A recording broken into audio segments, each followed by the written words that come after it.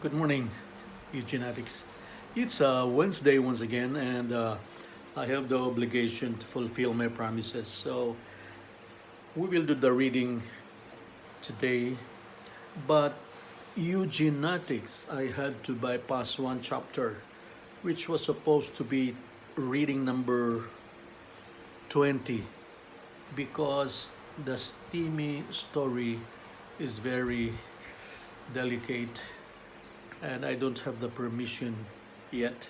Either I would delete it direct altogether or ask permission to be published in the book. So as of today, I will go straight to chapter 16 of the book, and we are going to Sydney, Australia. This next incident happened when the DC-10 used to fly to Sydney. And I was very young. I was very young then. And I was so sure of myself. In my area at the back, I noticed a very beautiful Filipina of about 30 with a mestizo kid of 5 years old beside her.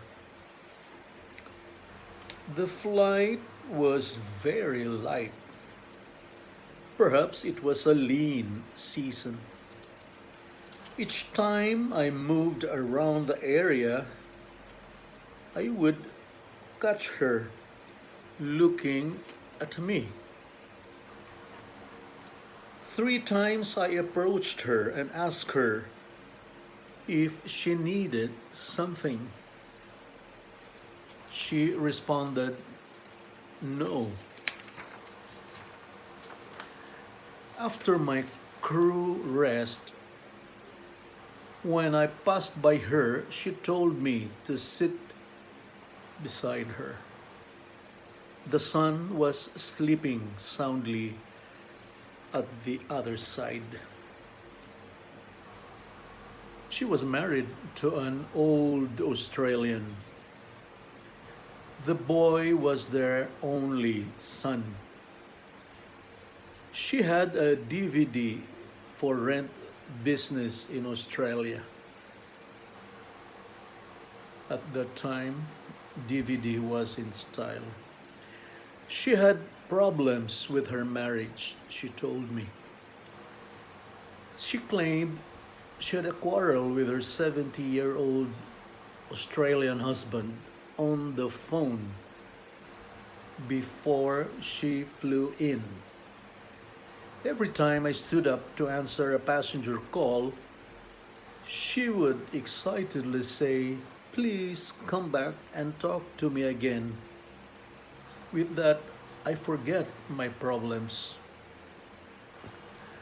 She asked me for jokes. I had a lot of jokes when I was young. Then she asked me if I could supply her with the DVDs from Manila. She said the Bomba ones were bestsellers in Sydney. I did not like the idea myself, I told her. Before landing Sydney, she called me once again to sit beside her. She placed her hands over mine and secretly gave me a piece of paper. It was actually a cocktail napkin from the previous service. I'm giving you my phone number and my address. Please call me up tonight. Don't worry about my husband. Actually, I want you to meet him so he will be jealous. I can arrange for a barbecue in my house tonight or the next night so I can introduce you to him. But first, call me up any time of the day. Again, do not worry about my husband. I can go to your hotel room if you do not want to come to my house. Perhaps it was summer in Manila that time because it was winter in Sydney. We arrived Sydney mid-morning. I slept up to 7 in the evening. I went down to buy food. No group was formed in that flight, so I was all alone most of the time. Since I was sleeping the whole day, I had trouble sleeping that night. It was freezing in my room. The television had a very few old Australian movies and a lot of racing greyhounds or horse racing. I thought the lousy shows on TV would lull me to sleep. They did not. At almost 12 at midnight, I already read all the Manila papers with me, but still, I could not sleep. I should have bought a box of red wine earlier. I was freezing under the comforter when an idea propped up in my awakened mind. I slowly took the cocktail napkin on the table. I paused for a while as if to clear some cobwebs. There in front of me was the telephone number. I was pretty convinced she would come over any time. First, they had a very bad quarrel with her husband, and second, she wanted him to get jealous. This was not to mention the freezing weather and a good body heat over a charming conversation was ideal. I stared at the paper intently. A few hours ago, this was just a simple cocktail napkin to wipe and to throw away. Now, it was the key to a man's satisfaction of his animal instincts, or a key to a disintegration of her family and mine. I stared at the telephone number long and hard.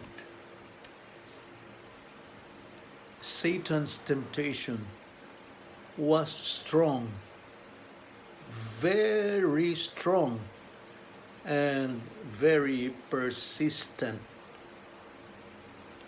Either a hero in me should come out of this, or a defeated, humiliated adulterer wallowed in self pity and lifelong remorse. I stared at the cocktail napkin longer and harder. Even the Lord was in this situation. Okay, you win, Satan, I said to my lowly, sinful self.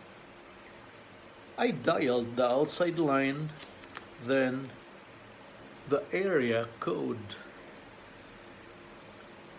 Then I stopped. I have never begged all my life. I have a loving, beautiful wife and a wonderful family. What would one night do? Was it ego? Perhaps the irrational animal in me that Satan manipulated just now. What do I get afterwards?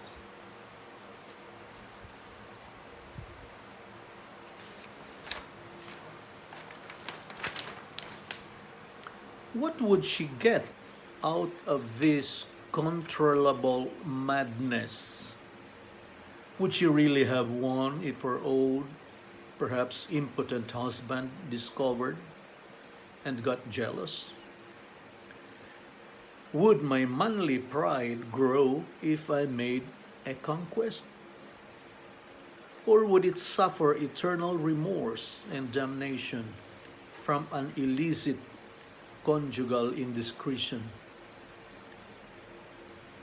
The battle that went on inside me made me drowsy, but the freezing cold weather egged me on to finish dialing the number.